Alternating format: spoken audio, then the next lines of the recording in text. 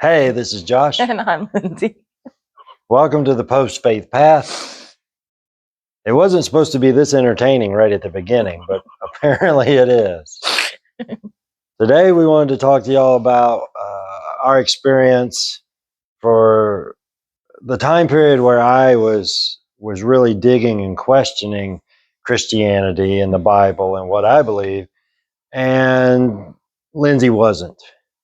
And kind of give you an insight into how that went for us, how we made it through it, how many times Lindsey did ugly crying, any of those things. We're going to try and hit on all that.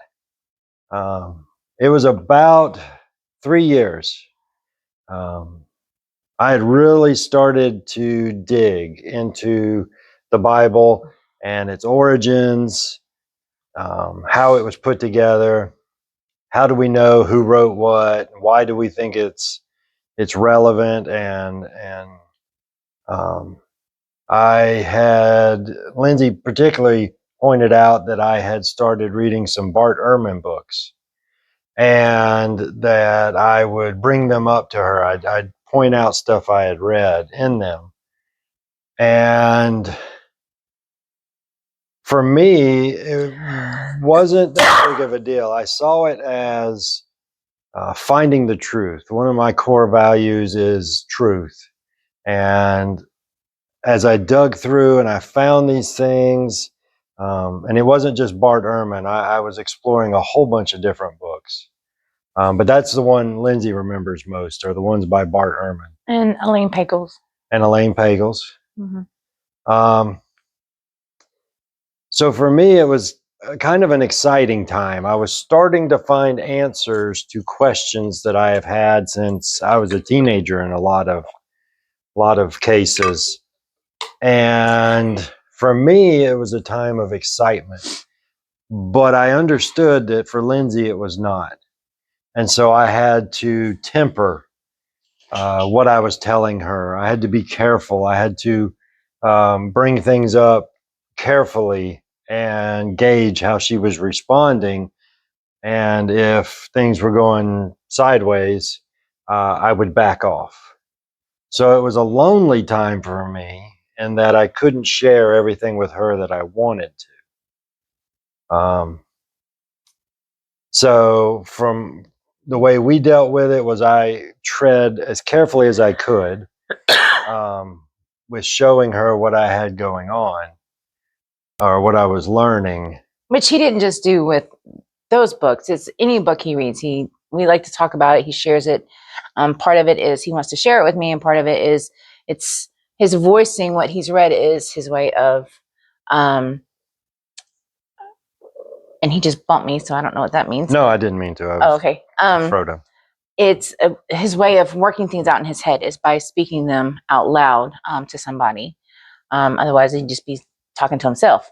So it wasn't just about that, but when it came to those books specifically, I was fully engrossed in my reading the Bible and what I believed and our house church that we had. And it terrified me. I don't want to spend eternity in heaven without him while he's burning in hell.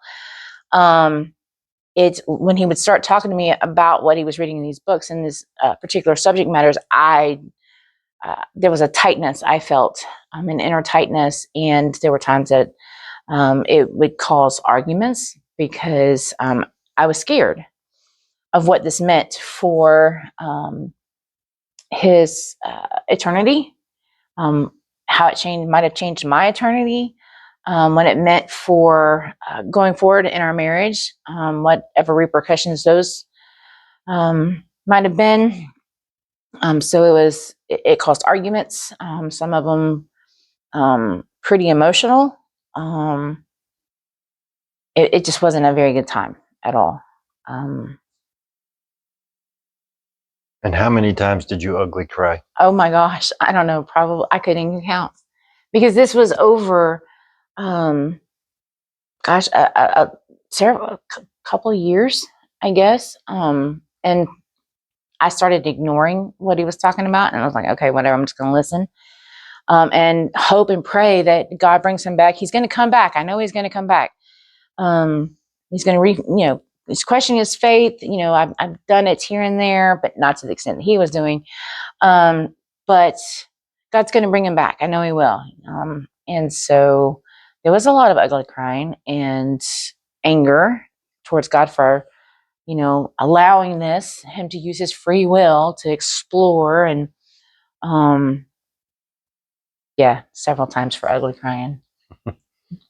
Can you remember anything that you'd like to tell them about that I could have done better at when discussing these things with you?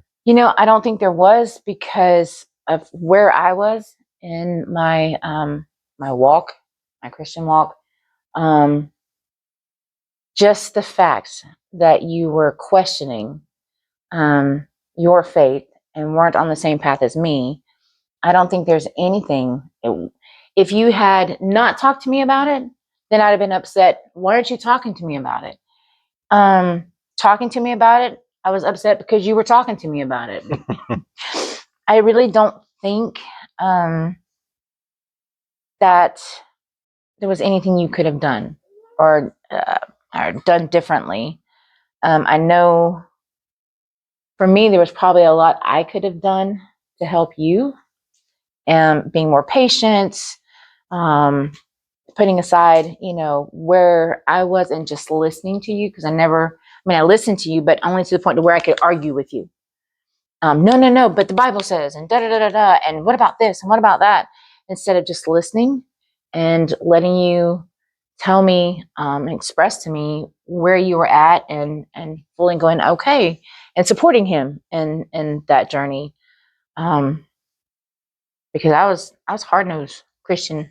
I was very much involved, and so no, I don't think there was anything you could have done differently, but I think there was a lot that I could have done differently to support you in that. There's Sam, guys. Oh, Sam says hi. Say hi, Sam. The black tail you saw earlier was Frodo. So we have Frodo and Sam. And Daisy, the German Shepherd, behind us. Daisy's back there somewhere. She was in the video for a minute.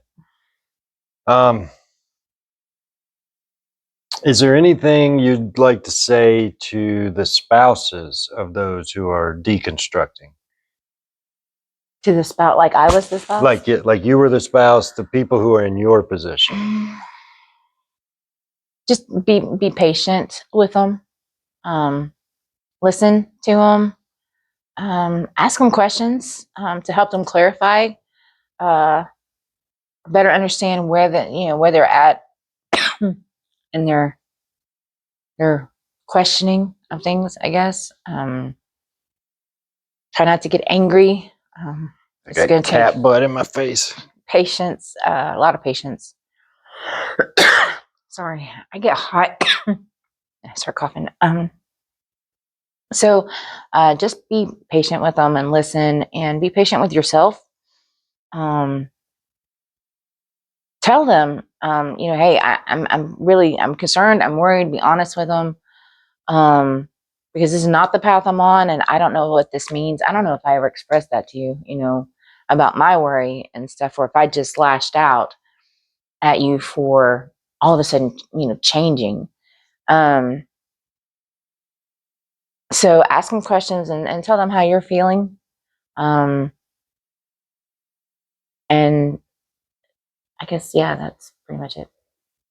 And for any of you that were are in the position I was in, remember, based on our other deconversion stories, mine was the slower process. It took more time for me to, after I started the deconstruction, to get to the end where I said, no, I'm done.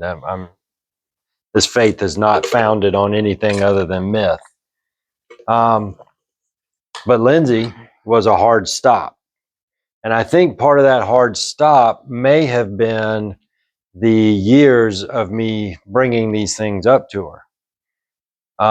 And all of that may have played into why she had a hard stop where mine was a softer stop, if you will, a rolling stop. So don't be afraid to talk to your spouse about it.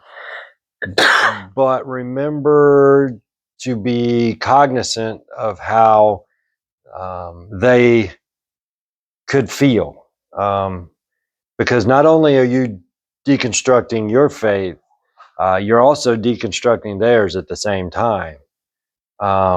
And that is very threatening.